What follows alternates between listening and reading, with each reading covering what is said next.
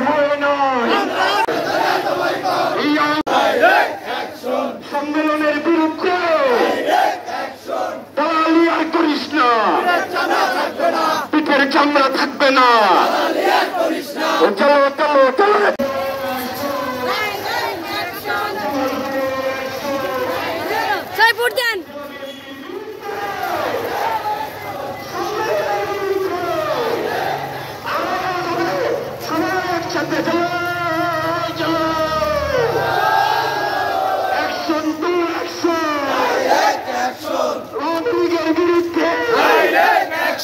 সম্মেলনের বিরুদ্ধে অবৈধ সম্মেলন,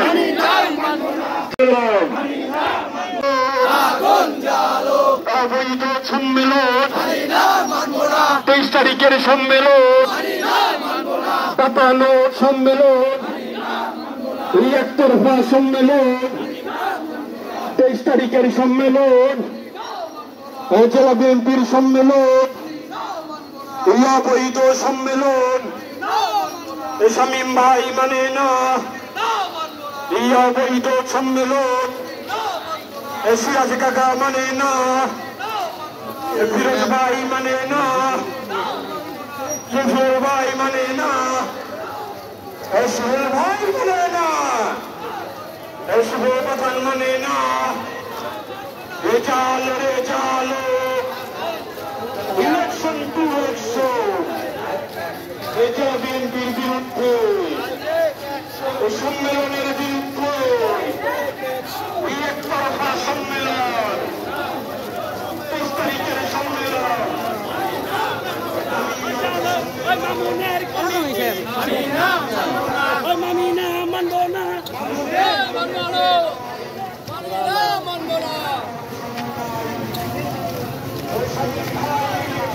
আমরা আছি তোমার সাথে।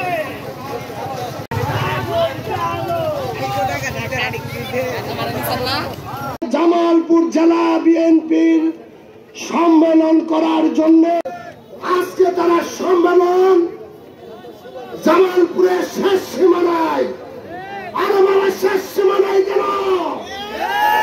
টাঙ্গাইল করলেই তো পারেন। জামালপুর স্টেডিয়ামকে বাদ দিয়ে, সিরাজানি স্কুলকে মাঠকে বাদ দিয়ে আপনারা করছেন ধানের খেতে। প্রশাসন ব্লক সম্মেলন জেলা বিএনপির নেতৃবৃন্দ চায় না, জামালপুর বাসীও চায় না সম্মেলন। আমরা তারেক রহমানের নেতৃত্বে আমরা আস্থা রেখেছি।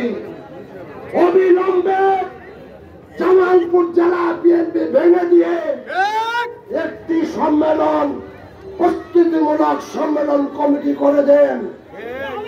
তৃণমূল পর্যায়ে নেতৃবৃন্দ সকলের অংশগ্রহণ করে প্রতিযোগিতামূলক একটি জামালপুর জেলা কমিটি হোক, এটাই জামালপুরবাসী আশা করে। আমাদের প্রিয় নেতা তারেক রহমান সাহেব জামালপুর দেখেন, আওয়ামী লীগের আমলেও জেলা বিএনপি যারা দায়িত্ব রয়েছেন তারা কোথায়, কখন, কিভাবে আন্দোলন করেছে আপনি তদন্ত করে দেখেন। তারা হয় গেট পারে, শহরের এক কথায় অফিস কেন্দ্রিক। ব্যক্তিগত জামালপুরবাসী জানতে চায়, মির্জা আজমের ঠিকাদারি কাজকর্ম, ফারুক চৌধুরী যত ঠিকাদারি কাজকর্ম, ফারুক চৌধুরীর বাড়ি, ফারুক চৌধুরীর ব্যবহৃত যত গাড়ি, সানোর জমি দখল, এগুলি কার কাছে, কার হাতে ব্যস্ত রয়েছে।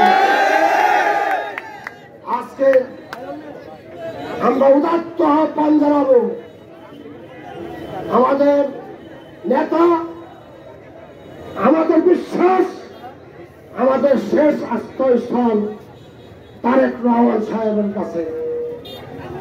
আপনি প্রতিনিধি পাঠিয়ে সরেজমিনে জামালপুরে তদন্ত করে দেখেন জামালপুর জেলা বিএনপি কিভাবে চলছে।